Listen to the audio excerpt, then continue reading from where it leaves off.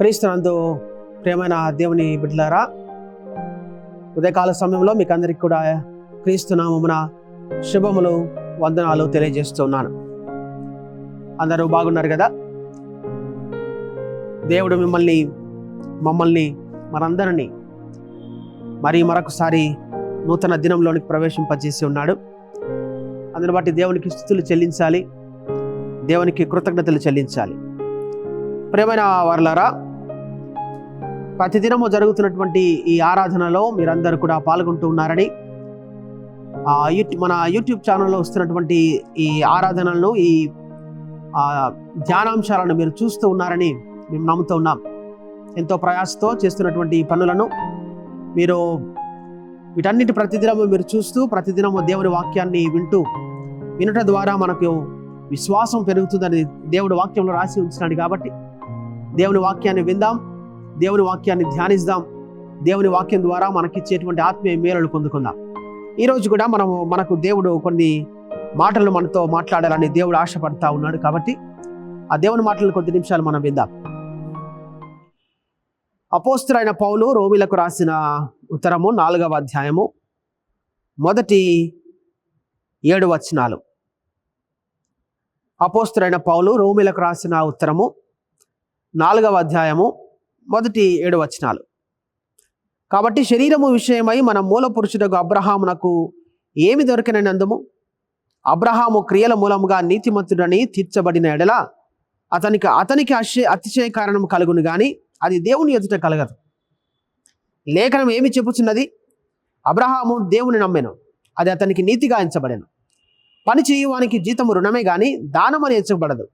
పని చేయక భక్తిహీనుని నీతిమంతుడిగా తీర్చు వాని యందు విశ్వాసముంచు వాని విశ్వాసము నీతిగా ఎంచబడుచున్నది. ఆ ప్రకారమే క్రియలు లేకుండా దేవుడు ఎవరిని నీతిమంతుడిగా ఎంచునో ఆ మనుషుడు ధన్యుడని దావీదు కూడా చెప్పుచున్నాడు. ఎలాగనగా తన అతిక్రమములకు పరిహారము నొందినవాడు, తన పాపమునకు ప్రాయశ్చిత్తము నొందినవాడు ధన్యుడు. ప్రార్థన చేసుకుందాం. కృపగల దేవా, నీకు వందనాలు ప్రభువా. మరొక ఉదయకాల సమయము మేము మరొక ధ్యానాంశాన్ని మేము ధ్యానించబోతా ఉన్నాం. ఈ ధ్యానంలో మీరు మా తోడుండండి ప్రభు. నా నోటి మాటలు మీ దృష్టికి అంగీకార యోగ్యముగాను, మా సంఘానికి, మా కుటుంబానికి ఆత్మీయంగా బలపరిచేటువంటి ఉండలాగిన మీ సహాయం చేయమని వేడుకుంటూ, నన్ను శిలువ చాటును మరుగుపరిచి మీరే మాట్లాడమని మా ప్రభు అయిన క్రీస్తు ద్వారా అడిగి వేడుకుంటున్నాము తండ్రి, ఆమేన్. దేవుని బిడ్డలారా, విశ్వాసులకు తండ్రి ఎవరు? అబ్రహాము. అందరికీ తెలిసిన విషయమే, అది కొత్త సీక్రెట్ ఏం కాదు. విశ్వాసులకు తండ్రి అబ్రహాము. అబ్రహాము ద్వారానే మనమందరము ఒకరి తర్వాత ఒకరు రావటం జరిగింది, అందరికీ తెలిసిన విషయమే.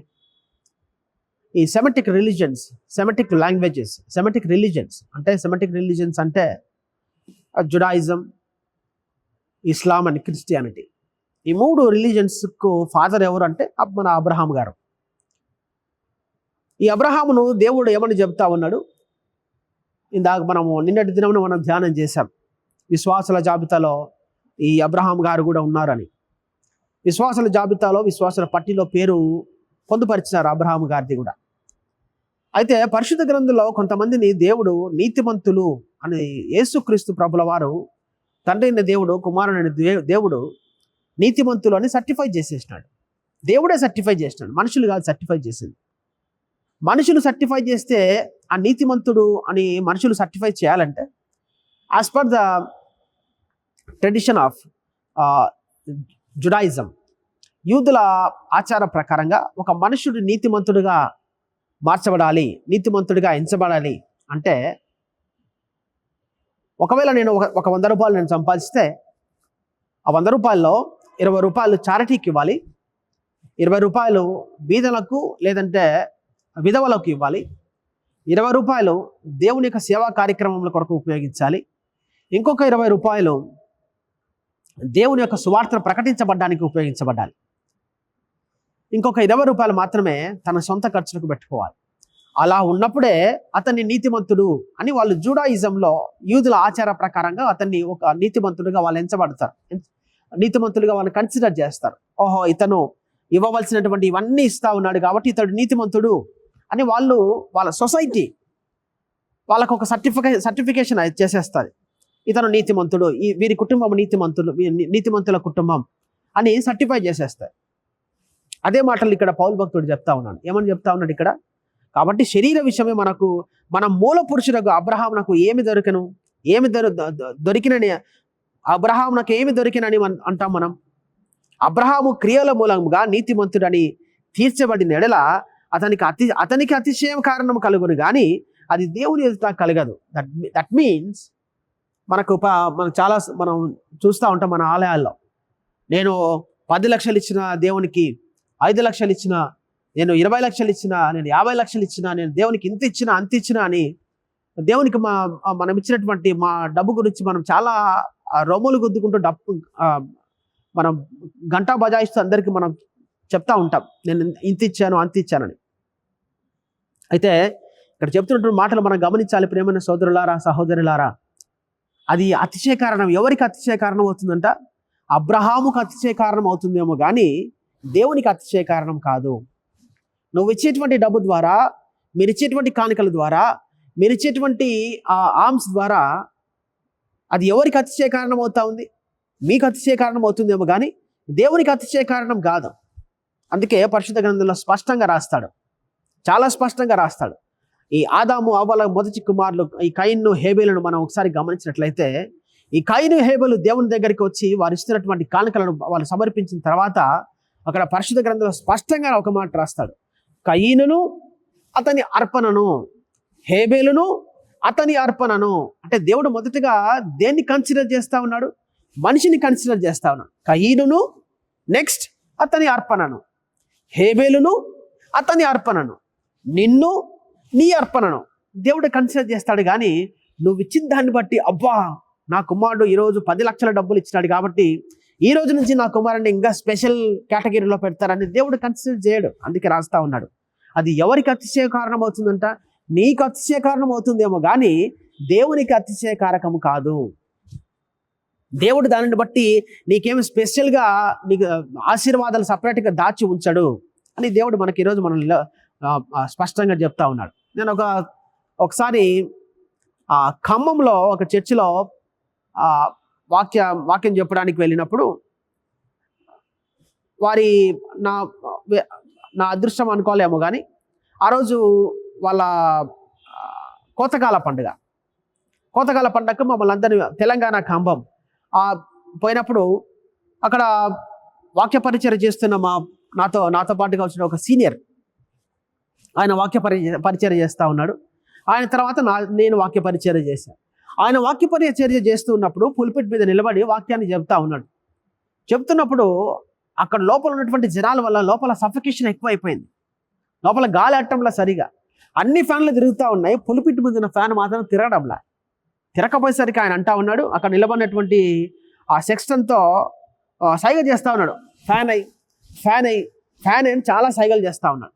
సైగలు చేస్తూ ఉంటే అక్కడ నుండి సెక్స్టన్ తల ఊపుతాడు, ఇట్లా ఫ్యాన్ వేయట్లే. ఆ మనిషి చాలా గమనించాడు, ఎందుకబ్బా ఈ పిల్లోడు ఫ్యాన్ వేయమంటే వేయట్లేదని.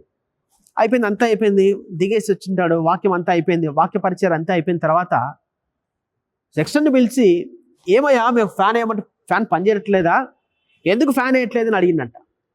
అడిగితే ఫ్యాన్ పనిచేస్తుంది అయ్యగారు, ఆ ఫ్యాన్ డొనేట్ చేసిన వ్యక్తి నా పక్కనే ఉన్నాడు, ఆ ఫ్యాన్ రెక్కల మీద వాళ్ళ కుటుంబ పేర్లన్నీ రాసి పెట్టినాడు, ఫ్యాన్ తిరిగితే జనాలకు వాళ్ళ పేర్లు కనపడవని ఫ్యాన్ వేయద్దంటున్నాడు, కాబట్టి నేను ఫ్యాన్ వేయలేదండి అయ్యగారు అని ఆయన చెప్తా ఉన్నాడు. So what is the meaning of it? మన పరిస్థితి ఎలా ఉందో ఒకసారి ఆలోచించండి. మన జీవితం ఎలా ఉందో ఆలోచించండి. మనం దేవునికి ఇస్తున్నటువంటి ఆ డబ్బును మనం we're exposing it and we're exaggerating it. ఆ ఎగ్జాజరేట్ చేయాల్సిన అవసరం లేదు, ఎందుకంటే కలిగి ఉన్న సమస్తము కూడా దేవుడు మనకు ఆయన చిటికెన వేలు నుంచి రాలిపినటువంటి భిక్ష. దేవుడు ఆయన కృపతో మనకి ఇచ్చినటువంటి భిక్ష. ఆ సత్యం మనం మర్చిపోతా ఉన్నాం. నేను చేసిన మంచి కార్యాలను బట్టి దేవుడు నన్ను ఉన్నతమైన స్థితిలో ఉంచుతాడు అని అనుకుంటూ ఉన్నాం. నీ మంచి కార్యాలు, నువ్వు చేసేటువంటి దాన ధర్మాలు, నువ్వు ఇచ్చేటువంటి లక్షల డబ్బులు, ఇవన్నీ తీసుకొని పోయి చర్చి ఎదురుగా ఉన్న మురుగు కాలువలో పడేసేయండి. ఎందుకంటే ఈరోజు దేవుడు పౌలు భక్తుల ద్వారా మనతో మాట్లాడుతున్న మాటలు ఏంటిదంటే, అవన్నీ నీకు అతిశయ కారణం అవుతాయేమో కానీ దేవునికి అతిశయ కారణం కావు. దేవునికి అతిశయ కారణం అయ్యేది ఏంటిదయ్యా అంటే, కేవలము నీ విరిగి నలిగిన హృదయం దేవునికి ఎప్పుడైతే నువ్వు సమర్పించుకుంటావో, దేవునికి ఇచ్చేటువంటి అత్యంత అద్భుతమైన వెలకట్టలేనటువంటి బహుమానం ఏందయ్యా అంటే నీ హృదయం. దేవుడు తన హృదయాన్ని మన కోసం అడుగుతా ఉన్నాడు. నీ హృదయాన్ని నాకు ఇవ్వండి, that is more than enough for me. ఆయన మన దగ్గర నుంచి ఎదురు చూస్తున్నది కేవలం మన హృదయం మట్టుకు మాత్రమే. మనం ఇచ్చేటువంటి భోగభాగ్యాలకు మనం ఇచ్చేటువంటి డబ్బులు కాదు. ఆ డబ్బుల కోసం దేవుడు మన కోసం ఎదురు చూడడంలా. మన సంఘానికి వస్తూ ఉంటారు జనాలు, సంఘ సభ్యులు వస్తూ ఉంటారు, పరిగెత్తుకుంటూ కానుక టైంలో వచ్చి పరిగెత్తుకుంటూ వచ్చి దేవుని దగ్గర వేయాల్సిన కానుక వేసి వెళ్ళిపోతారు. ఏదో దేవుడు వాళ్ళు ఇచ్చే కానుకల మీద ఆధారపడి బతుకుతున్నట్టు, దేవుడు ఆ కానుకల కోసం ఎదురు చూస్తున్నట్టు, ఇంకా రాలేదే ఆ పిల్లోడు వేయాల్సిన 10 రూపాయలు ఇంకా వేయలేదని దేవుడు ఎదురు చూస్తున్నట్టు. దేవుడు he is not a beggar my dear brothers and sister. He is the benevolent God. ఆయనే సార్వభౌమాధికారత్వం కలిగినటువంటి దేవుడు. ఈ సృష్టి మీద ఏకఛత్రాధిపతిగా సృష్టిని ఏలుతున్నటువంటి మహా గొప్ప చక్రవర్తి మన తండ్రి అయినటువంటి దేవుడు. ఆ తండ్రి అయిన దేవునికి నువ్వు ఇచ్చేదంతా, హూ ఆర్ యూ? మీరు ఇచ్చేదంతా, నేను ఇచ్చేదంతా, మనం ఇచ్చేదంతా దేవునికి మనం ఏమి ఇవ్వగలము? అందుకే కీర్తనకారుడు అంటాడు, ప్రభువా నేను నీకేమి ఇవ్వగలను ప్రభువా, నా విరిగి నలిగిన హృదయము తప్ప అంతకుమించి నా దగ్గర విలువనేది ఏముంది తండ్రి అంటాడు. So that is the prayer of a Christian. That is the humblest thing. అలాంటి దీనమైనటువంటి స్థితిలోనికి మనం పోవాలి. కీర్తనకారుడు ఈ దినవృత్తాంతముల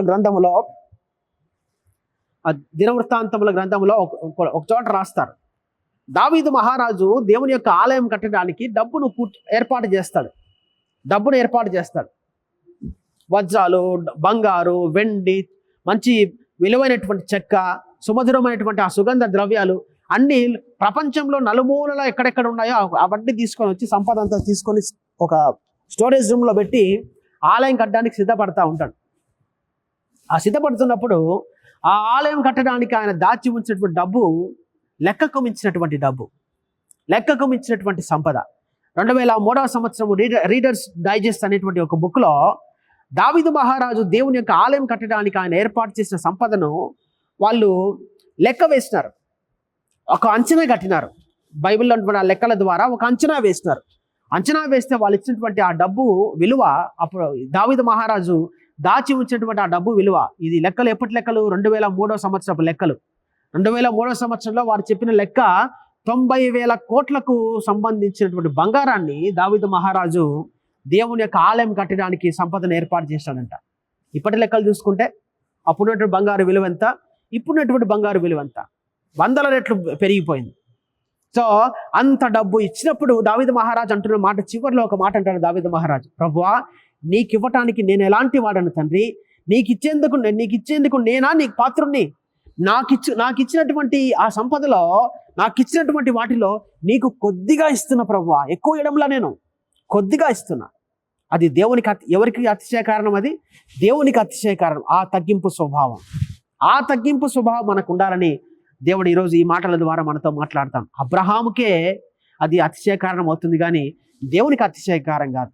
నీకు అతిశయ కారణం అవుతుందేమో 10 మందికి చెప్పుకోవడానికి, నేను నా సంఘానికి 10 లక్షలు ఇచ్చినా, 50 లక్షలు ఇచ్చినా, ₹1,00,00,000 ఇచ్చినా అని.